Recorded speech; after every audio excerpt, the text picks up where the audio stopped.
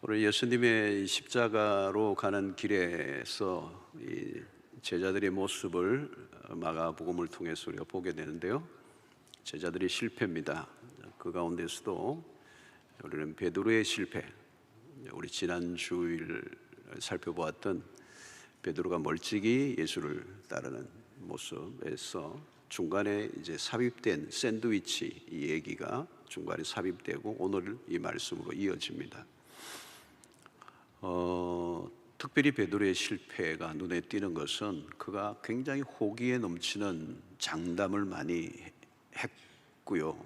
또 누구보다도 적극적으로 예수를 따르던 사람의 실패이기 때문에 눈에 띕니다. 14장 29절을 보면 베드로가 여짜오되 다 버릴지라도 나는 그리하지 않겠나이다. 이 대목을 여러분 보십시오. 다 버릴지라도. 좀 상상을 해보면 베드로가 어떻게 했을까? 옆에 있는 다른 제자들도 좀 보면서 했을 것 같아요. 다 버릴지라도. 자신감이 넘쳐요. 그 다음에 뭐예요? 나는 버리지 않겠다. 나는 그러하지 않겠다. 여기 나는이라는 나는 그렇지 않겠다. 여기에 액센트를 좀. 나는 좀 다르다. 나는 다르다. 나는 다른 사람과 좀 구별해달라. 여러분, 나는이라는 단어를 자주 쓰는 사람 좀 위험합니다.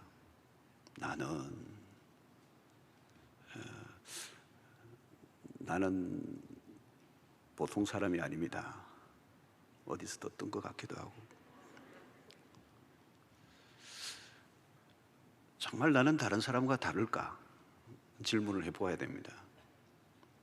인류를 거슬러 올라가면 아담 후에는 다 똑같아요. 지금 베드로의 이 모습은요, 자기 객관화가 안 되어 있는 것입니다. 자기 객관화. 이 자기 객관화는 좀 어려운 말이라면 자기 무지예요. 자기가 누구인지 모르는 것입니다. 우리가 다른 사람들의 실수를 보면 그 실수를 통해서 나를 봐야 돼요. 근데 비난을 하는 사람들은 자기를 보지 못해요. 다른 사람에게 집중하고 있는 동안에는 자기 모습을 보지 못하는 것입니다. 건강한 사람은 다른 사람의 실수를 보면서 자기를 한번 더 들여다보게 되죠. 그때 우리는 자기를 객관화시킬 수 있는 나에게도 저런 게 있구나. 나는 저 사람보다 더 심한 게 있네. 이러면 이제 자기 객관화가 되는 겁니다. 소위 말하면 철이 드는 것이죠. 깨달음이 오는 겁니다. 자기 객관화가 안 되면 여기서부터 문제가 생겨요. 우리가 가정에서나 사회생활에서도 늘 사람들과 부딪히는 문제도 내가 나를 모르니까.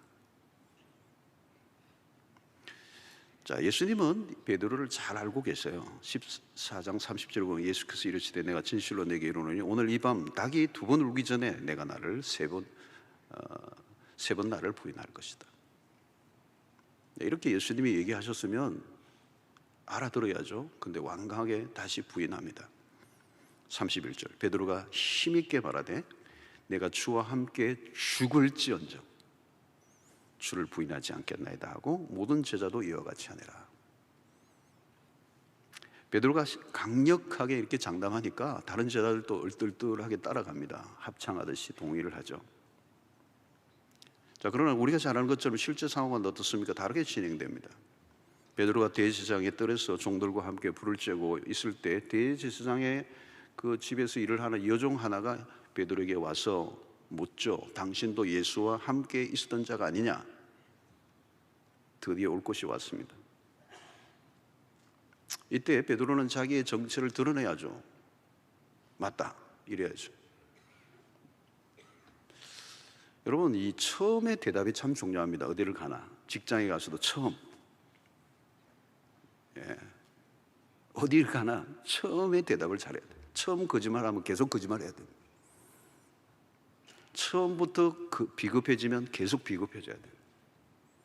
저도 군대에 처음 갔을 때 자대 배치하는데 첫날 딱 그 고참분이 제가 이제 신학생이라는 게 알고 예수쟁이가 왔으니까 확인을 하는 거더라고요. 담배를 딱 물리더라고. 피우라고. 입에 물리는데 제가 툭 떨어뜨렸죠. 제가 담배를 피워본 적은 없지만 물어본 적은 있습니다. 일시적으로 타이에 의해서 딱 떨어뜨렸어. 그러니까 막 협박을 하는 거예요. 그 통과하고 나니까 그 다음부터는 쫙 가요. 어려움이 없었어요. 이러고 여종이 다시 질문합니다. 당신 예수와 같은 당 아니냐? 베드로는 두 번째도 부인합니다. 세 번째, 베드로의 부인 사건은 사복음서에 모두 다루고 있습니다. 종합적으로 살펴보면 베드로가 처음에는 그냥 부인합니다. 모릅니다. 그러나 두 번째는 맹세하고 부인합니다. 세 번째는 저주하여 부인합니다. 이 히브리적 관점에서 보면 이 저주는 반드시 대상이 있습니다. 그냥 막 저주하는 게 아니고 대상이 분명하다. 그럼 베드로가 누구를 저주한 것입니까? 예수입니다. 선을 넘어도 한참 넘었습니다. 아마 베드로는 강력한 압박감을 느꼈겠죠. 죽음의 위협을 느낀 거죠. 그러나 그동안 이 베드로의 행보나 발언 등으로 보면 일말에 우리는 희망을 가졌어요. 베드로는 그래도 버텨줄 줄 알았어요. 그러나 완전히 무너진 것입니다. 71절에 닭이 곧 두 번째 울더라. 이에 베드로가 예수께서 자기에게 하신 말씀 곧 닭이 두 번 울기 전에 내가 세 번 나를 부인하리라 하심이 기억되어 그 일을 생각하고 울었더라 그랬습니다. 말씀이 그대로 이루어졌죠. 베드로는 갑자기 예수님이 하신 말씀이 생각나고 통곡을 한 겁니다. 이제야 자기의 실체가 드러났어요. 그러나 모든 게 다 끝이 났습니다.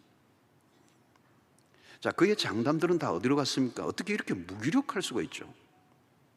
우리는 여기서 베드로를 바라보면서 막 우리에서 나오는 말들이 있어요. 만약에 베드로에 대한 이 기사가 떴다면 그 밑에 댓글을 막 욕을 쏟아부었어요. 너가 인간이냐? 여러분, 베드로가 누구입니까? 처음 주님의 부르심을 받았을 때 배와 그물을 버려두고 예수를 쫓았어요. 여러분, 배와 그물을 버렸다는 말은 자기의 모든 걸 버리는 거예요. 그냥 교회에 나온 정도가 아닙니다.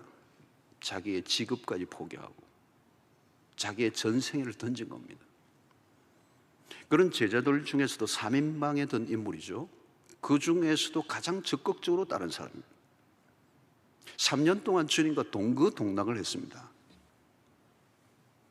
24시. 여러분, 매일 아니면 뭐 한 달에 한 번 정도 밥을 같이 먹어도 한 3년이면 이건 대단한 관계입니다. 삼시세끼 24시 365일 3년 동안. 그리고 예수님과 함께 다니면서 경험한 게 어떤 것입니까? 기적을 체험했습니다. 바로 목격, 바로 눈앞에서 맹인이 눈을 뜨고 나병 환자가 낫고 38년 된 병자가 낫고 죽은 자가 살아나고. 베드로는 물 위로 걷기도 했습니다. 오병이의 사건에는 떡을 주님이 떼주실 때 그걸 받아가지고 떼니까 계속 떼지는 거예요. 5,000명이 2만 명이 먹는 역사, 이 기적이 일어난 겁니다. 변화산 사건은 어때요, 여러분? 황홀한 경험입니다. 그건 천국의 예비 경험입니다. 예수님으로부터 들었던 설교는 이건 주옥 같은 설교입니다. 그것을 직접 그 주님의 무릎 앞에서 들었습니다. 명설교자 게임도 안 됩니다. 그 가르치심이 달랐어요.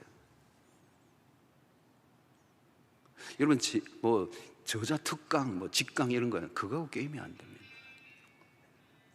가장 위대하신 스승으로부터 3년 동안 합숙하고 집중 훈련을 받았습니다.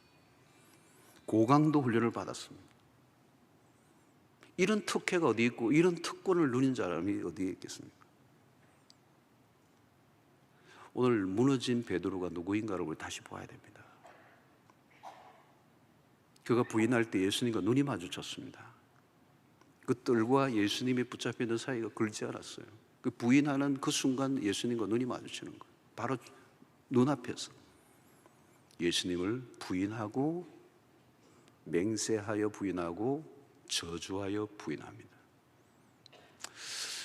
여러분, 이쯤 되면 우리는 베드로의 실패를 보면서 절망감이 밀려옵니다. 베드로가 이 정도라면, 그렇게 경험한 사람이 이 정도라면, 최측근의 제자가 이렇게 무너졌다면, 마가가 이 성경을 기록하면서 우리에게 뭘 얘기하려고 하실까요? 여러분, 베드로의 실패는 우리를 겸손하게 만듭니다. 인간이 얼마나 연약한가를, 인간이 얼마나 깨어지기 쉬운 그릇인가를. 여러분, 성경을 보면 베드로만이 아닙니다. 실패한 사람들이, 인물들이 한둘이 아닙니다. 여러분, 노아가 누구입니까? 노아는 의인이요 당대의 완전한 자라고 성경이 얘기합니다. 여러분, 120년입니다. 비가 한 방울도 내려본 적이 없었던 그 시대 속에 홍수로 온 세상을 멸망할 것이라는 이 말씀을 듣고 그 약속을 믿고 120년 동안 믿음으로 방주를 지어갔던 사람, 대단한 인물입니다. 그런데 여러분, 홍수가 끝난 이후에 그는 이 백주에 벌거벗고 추태를 부립니다. 그걸 본 함이 떠들다가 저주를 받기도 하고, 뭐 별별 사건들이 다 일어나요. 그 뒤로. 여러분, 아브라함이 누굽니까? 실수투성입니다. 모세 마찬가지입니다. 사람을 때려 죽였습니다. 다윗 누굽니까? 치졸합니다. 여러분, 모두 예외 없이 죄성의 지배를 받은 연약한 인간들이었습니다. 야고보는 엘리야에 대해서 우리와 성정이 같은 사람이로되라는 표현을 쓰는 것은 뭡니까? 이 갈멜산 정상에서 850대 1로 승리한, 불이 내리게 임했던 불의 사자. 그런데 그를 가르쳐 야고보는 우리와 성정이 같은 사람이로되, 다르게 표현하면 우리와 same 연약한 인간이라는 거. 베드로가 나는 다르다는 거죠. 나를 믿으라. 나는 다르다. 나는 괜찮다. 여러분, 우리는 우리 자신을 의심해야 합니다. 우리가 얼마나 믿을 수 없는 존재인가를 인정해야 된다는 거예요. 우리는 베드로의 실패를 통해 절망감이 밀려옵니다. 그것은 베드로에 대한 낙심이 아니에요. 베드로를 통해서 비춰진 우리 자신에 대한 실망이에요. 베드로의 실패는 신앙의 길을 걷고 있는 우리에게도 동일하게 일어날 수 있습니다. 여러분, 운동 경기에서 나보다 훨씬 더 탁월한 선수가 내 앞에 실수를 하면 나는 쫄이죠. 저 사람도 넘어졌는데, 저 사람도 깨어졌는데, 자신감이 툭 떨어지는 겁니다. 사실 오늘 이 본문을 보면서 저도 처음에는 마음이 무거웠더라고요. 무거웠어요. 베드로가 무너졌는데 나는 뭘 하고.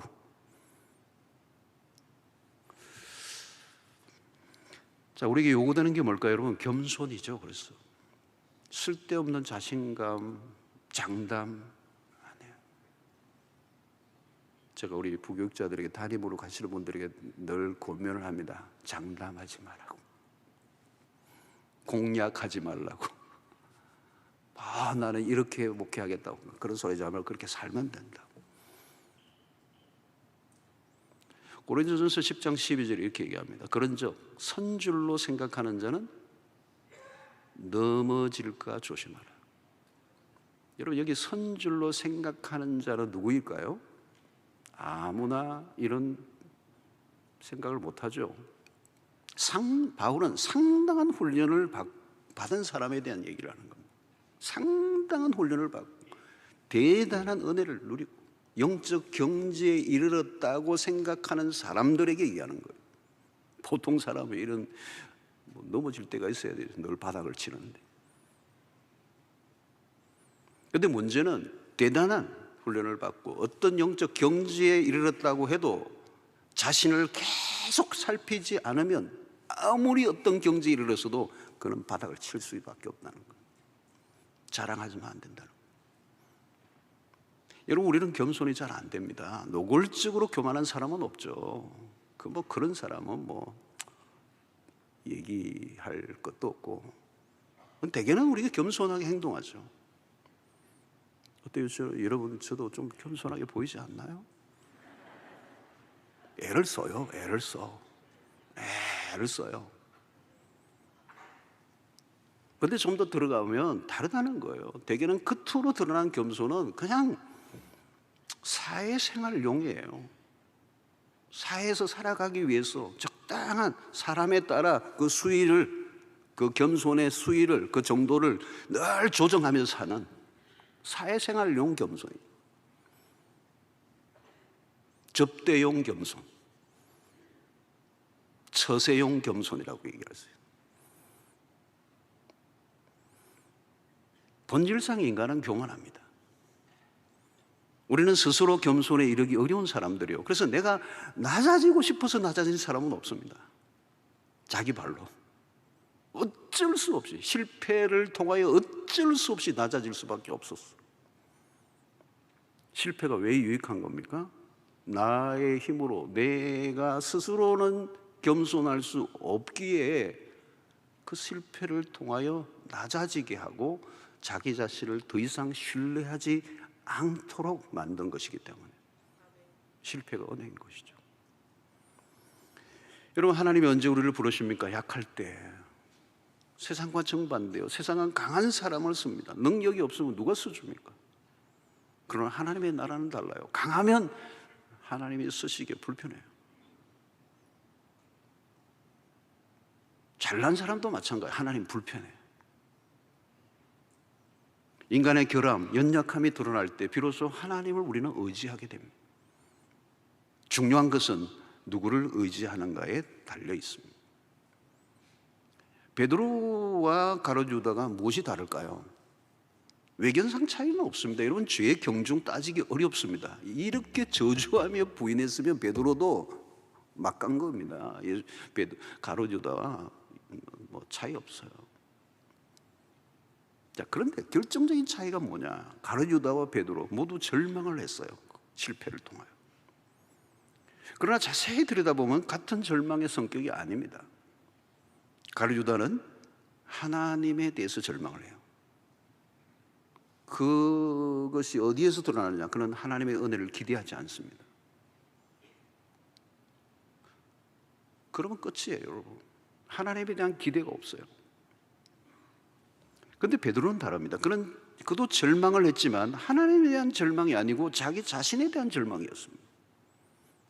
이게 중요해요. 누구에 대해서 절망하느냐는 겁니다. 자신에 대해서 절망을 해야 돼요. 그 절망의 끝에서 우리는 하나님을 붙들 수 있기 때문에. 자기에 대한 절망은 좋은 거예요, 여러분. 특별히 젊은 날. 뭔가 자기에 대한 확신에 차 있는, 그래서 그 확신이 얼마나 허망한 것인가를 아직 모르고 있는 그때에 그 실패를 통하여 자기를 신뢰하지 않고 하나님을 신뢰할 수 있는 단계로 갈 수 있다면 그건 놀라운 축복이죠. 놀라운 축복이죠. 하나님은 우리의 실패를 통해 우리의 연약함을 드러내십니다. 우리의 연약함이 드러날수록 하나님의 은혜는 증폭됩니다. 바울은 자신의 약함을 자랑했습니다. 유명한 이 고린도후서 12장 9절의 말씀, 나에게 이르시기를 내 은혜가 내게 족하도다. 이는 내 능력이 약한 데서 온전하여집니다. 그러므로 도리어 크게 기뻐함으로 나의 여러 약한 것들에 대하여 자랑하리니 이는 그리스도의 능력이 내게 머물게 하려 함이라. 참 쉽게 이해하기 어렵습니다. 머리로는 이해되는데 이게 경험적으로 이해하기는 어려운 미스테리한 말씀입니다. 일반적으로 누구나 자신의 연약함을 숨겨요. 어쩌면 우리의 일평생이 자기의 연약함과 치부를 숨기기 위한 안간 힘의 노력일지도 몰라요. 여러분, 우리의 행동들을 잘 분석해 보면요, 다 약점을 감추기 위한 노력들입니다. 우리가 언제 예민하죠? 언제 화를 많이 냅니까? 누가 별말 하지 않았는데 어떤 사람은 불 꺼내요. 주변 사람들이 놀랍니다. 저 사람 왜 저러지? 약점을 건드렸거든요. 여러분, 화를 내는 것은 일종의 자기 방어입니다. 디펜스 하는 겁니다. 약점이 드러나는 것을 수치로 여기는 것이죠. 그런데 어떻게 바울은 자신의 여러 가지 약함을 자랑한다고 했는가? 이게 비밀입니다. 신비는 경험을 해보지 않은 사람에게는 그냥 신비로 남아있는 거, 비밀로 남아있는 거. 바울은 자신의 연약함을 통해 하나님의 능력을 의지했습니다. 그 의지하면 할수록 그 능력이 내게 머물러 있는 것을 경험한 것이죠. 우리가 약할수록 하나님은 더욱더 의지하게 됩니다. 의지할수록 하나님의 능력은 더 깊이 우리에게 와닿는. 여러분, 우리는 쉽게 깨어지는 존재예요. 우리는 질그릇과 같습니다. 참으로 허약하게 짝이 없는 질그릇이에요. 하나님 우리를 약하게 하사 당신을 의지하게 만드십니다. 자, 바울은 그 신비를 깨달았습니다. 그래서 그것이 십자가의 비밀이에요. 사실은 그리스도의 십자가란 연약함에서 나타나는 하나님의 능력을 가장 잘 보여주는 사건이었습니다. 고린도후서 12장 10절에 그러므로 내가 그리스도를 위하여 약한 것들과 능력과 궁핍과 박해와 공고를 기뻐하나니 이는 내가 약할 그때에 강함이라. 패러독스입니다. 역설이에요. 그런 면에서 우리가 강하다고 여길 때는, 내가 강하다고 여길 때는, 강함을 주장할 때는 가장 약한 상태예요. 혹시 여러분들 남편이 요즘 무척 큰 소리를 막 고함을 치거든 떨고 있다는 증거, 불안하다는 증거, 허약하다는 얘기예요. 내가 약하다고 할 때 도리어 강함을 경험하게 되는 것입니다. 베드로는 지금 왕창 깨어졌습니다. 더 이상 자신을 의지할 게 없어요. 자신감만으로 더 이상 버틸 수가 없어요. 여러분, 우리가 무너지고 실패한 그 자리에서 하나님은 새로운 일을 행하세요. 무엇입니까? 회복이라는 것입니다. 회복이 언제 일어나죠? 실패한 자리입니다. 그리스도인들에게 실패는 약이 됩니다. 실패는 하나님의 부르심입니다. 절망할 때가 바로 은혜의 때예요.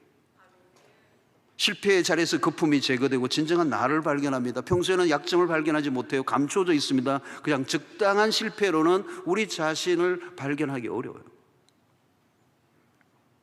어떤 사람은 실패하고 더 자아가 강해질 수도 있습니다. 자기의 실패를 인정하고 싶지 않은 거죠. 그러면 아직 실패가 더 남아 있습니다. 여러분, 인간의 자아는, 이 에고는 굉장히 스트롱해요. 쉽게 죽지 않습니다. 쉽게 죽지 않습니다. 안 죽습니다. 그래서 대충 실패하면요, 자아가 안 죽어요. 여러분, 옛날에 이 닭 잡을 때 반쯤 죽은 닭, 이거 진짜 힘듭니다. 부드덕거리면서 막 피를 흘리면서 막 온통 날아다니는데 이건 진짜 감당 못해요.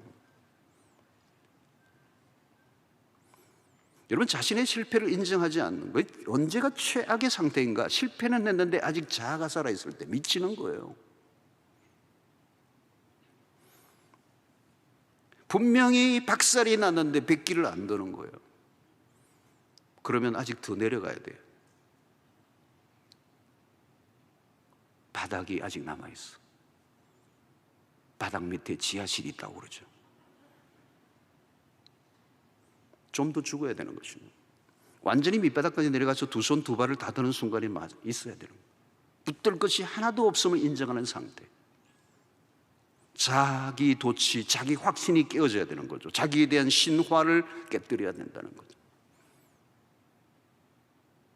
찬송가 중에 내 힘과 결심 약하여 늘 깨어지기 쉬우니 내 힘과 결심 약하여 늘 깨어지기 쉬운 존재.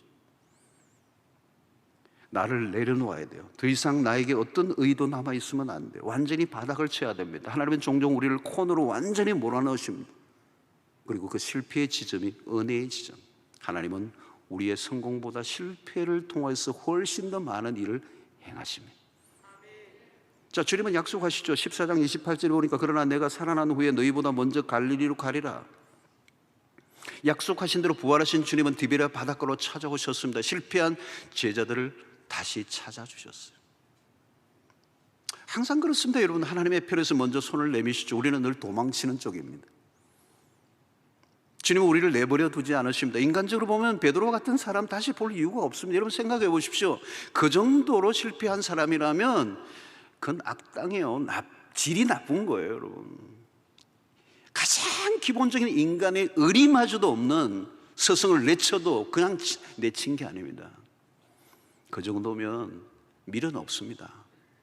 여러분들이 경험해 보셨으면 예수님의 입장에는 미련 없습니다. 이런 인간 미련 없습니다. 베드로 배자만 들어도 막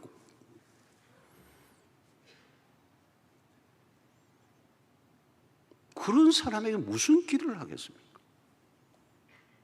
근데 주님이 다시 찾아오셨습니다. 복음이 우리에게 희망이라는 이유가 여기에 있습니다. 망가질 대로 망가졌습니다. 근데 다시 이렇게 세워주십니다. 여러분, 성경 전반을 통해 주시는 이야기의 핵심은 뭘까요? 그레이스, 은혜입니다. 은혜라는 단어를 우리가 온전히 이해하기 어려워요. 그것도 우리가 세상 속에 경험해 보지 못했던 단어예요. 세상은 은혜가 없음이에요. 우리가 세상 속에 날마다 상처를 입고 힘들어하는 이유는 딴 게 아니에요. 세상은 무자비함, 은혜 없음.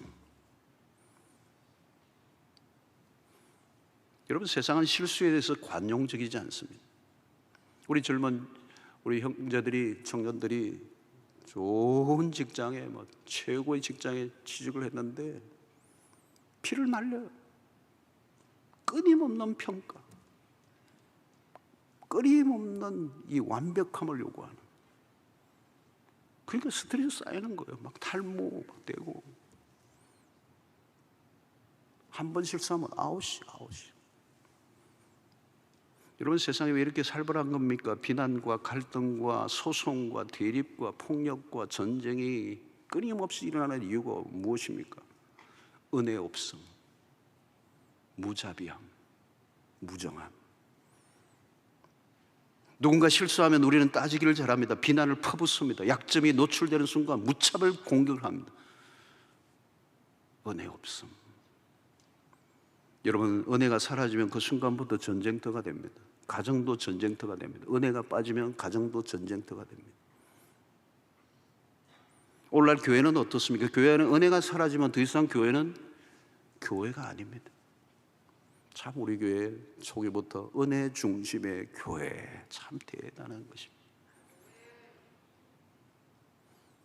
은혜. 오늘도 여기 성함이 은혜이신 분이 여러분 계시죠? 김은혜, 이은혜, 최은혜, 정은혜. 은혜. 교회는 은혜가 있어야 돼. 모든 움직이는 원리가 은혜여야 돼. 시스템도 은혜여야 돼. 실수를 받아주는 거. 세상은 그런 거 없어요, 여러분.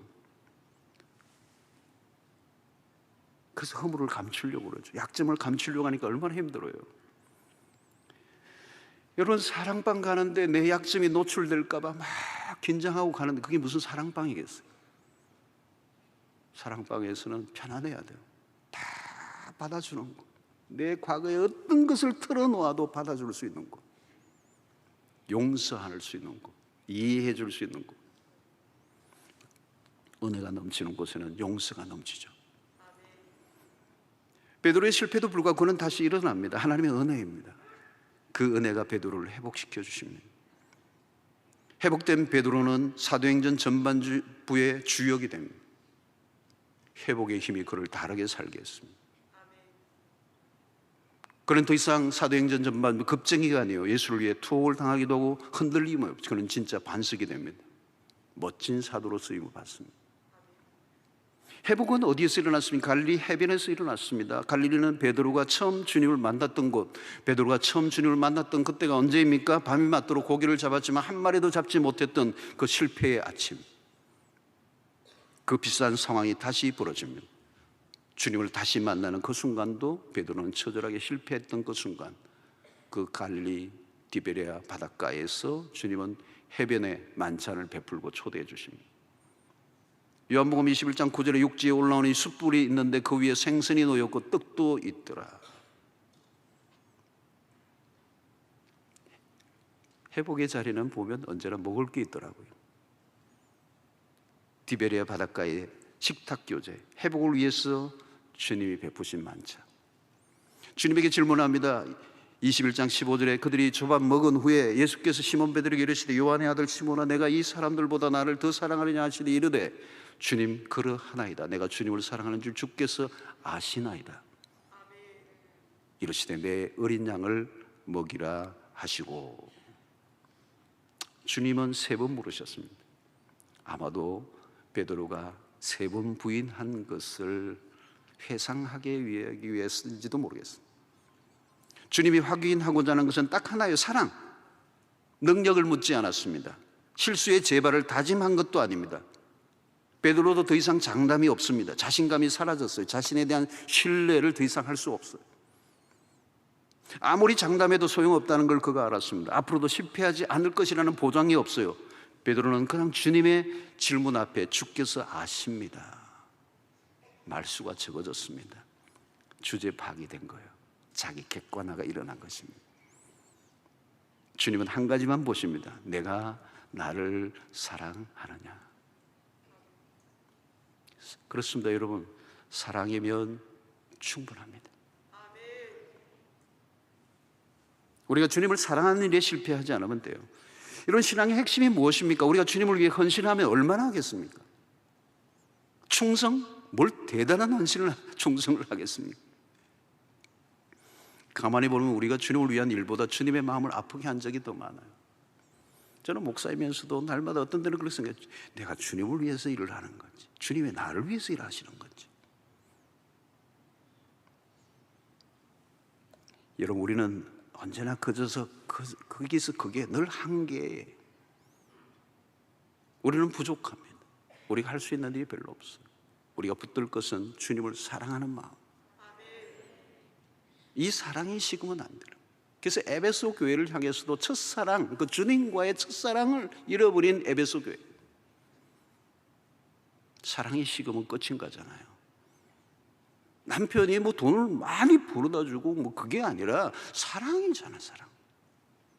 사랑이 빠지면 모든 활동은 의미를 잃어버리는 것입니다. 그런데 이 사랑에서 중요한 것은 무엇입니까? 주님이 말씀한 사랑은 자기 본의의 사랑과 구별되는 것입니다. 에로스 사랑이 필요하지만 한계가 있어요. 주고받는 사랑, 조건적인 사랑, 컨디셔널한 사랑. 베드로는 그동안 자기 사랑에 빠져 있습니다. 왜 실패했습니까? 베드로는 자기 혼자 살려고 예수를 부인하고 저주했습니다. 하나님의 사랑은 달라요. 이타적입니다. 병든 자기 애에서 빠져나와야 돼요. 나만 생각하면 시험에 듭니다. 언제나 그래요. 나만 생각하면, 나에게 몰두하면 시험 들게 돼 있어요. 자기 애착에서 벗어나야 주를 위해 살 수 있습니다. 주님은 우리에게 어떤 사랑을 보여주셨습니까? 우리를 위해 당신의 전부를 내어놓으셨어요. 내가 살기 위해 예수를 부인한 게 아니라 예수님은 우리를 살리기 위해 당신을 내어놓으셨어요. 이게 아가페의 사랑이에요. 주님은 내가 나를 사랑하느냐 3번 물으시고 난 다음 그에게 내 양을 먹이라, 내 양을 치라. 주님을 사랑한다면 주님이 맡기신, 주님이 사랑하는 그 양을 돌보라. 진정한 회복은 사명의 자리로 돌아가라고 말씀하십니다. 오늘 우리는 베드로를 통해서 우리의 신앙의 여정을 다시 한번 점검해 봅니다. 베드로의 생애를 보면 참 굴곡이 많아요. 어떤 때는 막 주는 그리스도시요 살아계신 하나님의 아들입니다 이렇게 고백할 때는 막 그냥 하늘을 찌르는 것 같아요. 바요나 시몬아 내가 잘했다 막 100점. 근데 또 막 바닥을 치고 예수님으로부터 혼이 나죠. 사탄아 내 뒤로 물러나라. 무리로 걸을 때는 얼마나 대단했겠어요. 여러분, 물 위로 걷는 거이 대단한 거잖아요. 근데 또 빠져가지고 허우적거리면서 살려주옵소서. 얼마나 굴곡이 많은지 몰라요. 여러분, 우리가 그래요. 우리의 신앙의 굴곡이 얼마나 많은지 몰라요. 오늘 이 베드로가 수제자의 역할을 했던 이 베드로가 이 지경까지 바닥을 칠 정도까지 극과 극을 오고 와. 최근에도 어떤 분을 만나 전도를 했는데, 뭐 옛날에 뭐 교회에서 뭐 청년회 뭐 회장 부회장 뭐 이렇게 했던 분들이 지금 딴 데서 헤매다가 지금 다시 회복이 돼요. 그런 얘기를 들었어요. 우리는 천국과 지옥을 오고 가고, 한때는 막 예수를 잘 믿는 것 같아. 어떤 날은 막 마귀 사촌 비슷해 지금.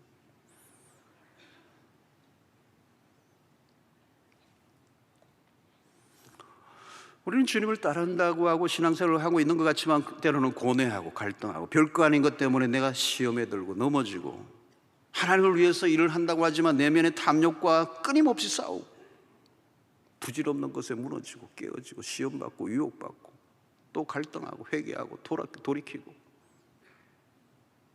어이없는 것에 무너지고 20년 30년 예수를 믿었는데 어느 날 보면 유치찬란한 행동을 하고. 우리 얘기 아닙니다. 어떤 날은 제 얘기도 보이는 거예요. 너 아직 그것도 극복 못했니? 새벽에 기도하면서 통곡하는 이유죠. 너 그 정도면, 그 정도 믿었으면 이 정도는 돼야 될 거 아니야. 그럼 뭐야? 그 시시한 것에 넘어져? 그 시시한 것에 시험 들어? 그 별거 아닌 거에 너 그렇게 넘어져? 변덕스럽고 오락가락하고 몇 년 믿었냐 너? 여러분, 바울은 자기 자신에 대해서 회심한 이후에 죄인 중에 괴수라고 얘기해요. 이건 어마어마한 얘기입니다, 여러분. 자기 자신을 향하여 난 죄인 중에 괴수라는 얘기예요. 여러분, 이 표현은 뭔가 하면요, 인간이 지을 수 있는 가장 악랄한 죄를 한 번도 아니고 여러 번 지은 사람 정도라야 죄인 중에 괴수라는 표현을 쓸 수가 있어요. 이건 뭐 성폭행에 뭐 살인에 건친 뭐 다 들어가면 포함해야 이 정도 단어를 쓸 수 있어요. 그런데 바울이 지금 이 단어를 쓰고 있는 겁니다. 대단한 겁니다. 여러분들 이 표현을 쓸 수 있겠어요? 누가 나에게 약간만 자존심 상해도 빠락 하잖아요.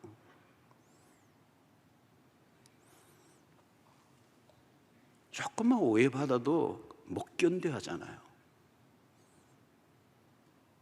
나의 의를 주장하고 싶은 거죠. 그러나 바울은, 여러분, 죄인 중에 괴수라는 이 표현은 자기 자신에게는 눈곱만큼의 의도 없다는 거예요. 그냥 죽어도 심판받아도 내 죄로는 충분한. 성도 여러분, 우리는 날마다 넘어지고 깨어지고 실수하고 회개하고 눈물 콧물 흘리고 또 다시 살려달라고 그러고 할렐루야 그러다가 어느 날 보면 또 뭐 헤매고 헬렐루야 뭐 놀렐루야.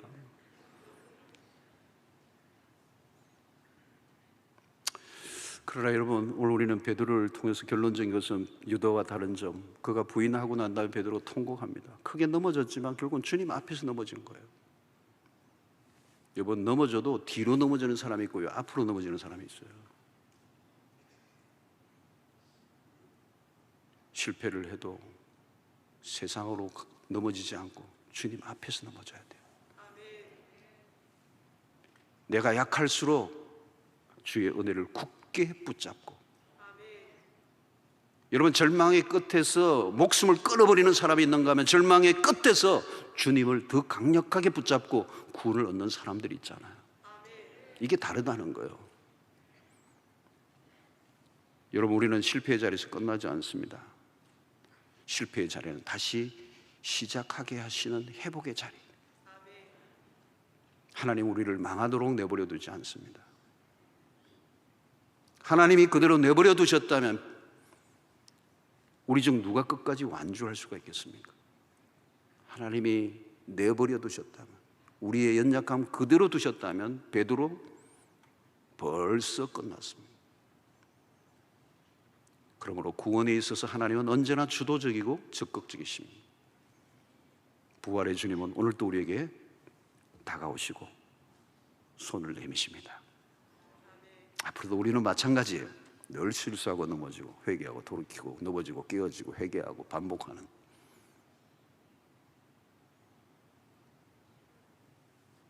그러므로 우리는 우리를 믿지 않고 주님을 믿어야 되고, 넘어질 때마다 쓸데없는 자존심 버리고 주님 앞에 엎드릴 수 있기를 바랍니다.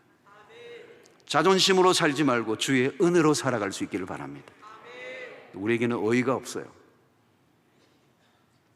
오늘도 내일도 과거도 마찬가지. 우리에게는 십자가가 필요하지 않는 순간이 한순간도 없습니다. 날마다 십자가 붙들고 살아갈 수 있기를 바라고, 그 은혜가 우리의 인생의 끝을 부끄러움으로 남지 않게 하시고 반드시 승리의 자리로 높이 세워주실 것을 믿습니다. 하나님, 오늘 또 우리에게 주신 말씀으로 인하여 다시 한번 인간의 연약함, 베드로의 허약함을 통하여 인간의 연약함을 봅니다.